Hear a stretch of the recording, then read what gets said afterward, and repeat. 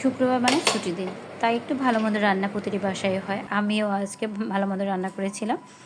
তো প্রতিদিন মাসিকে তো এটা ওটা দেই, কিন্তু কখনো বসিয়ে খাওয়া হয় না অন্য দিন।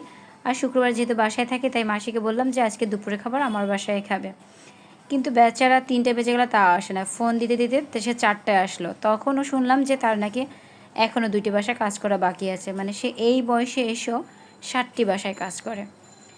তো অনেক কথা বলছিলাম মাসির সাথে, এবং মাসি খাবারগুলো খেয়ে অনেক প্রশংসা করলো। কিন্তু বিষয় হলো একটা, সে খাবার খাচ্ছে আর কিছু কিছু খাবার তুলে রাখছে। এখন কারণ জিজ্ঞাসা করলাম, বললাম কি তুমি এগুলো খাবে না?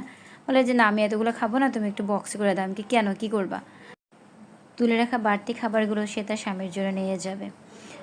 সে বলতেছে আমি ভালো মন্দ খাবো আর সে খাবে না, কারণ এখনও তার রান্না করা হয়নি। সে বাসায় যাবে, রান্না করবে, তারপর তার স্বামী খাবে।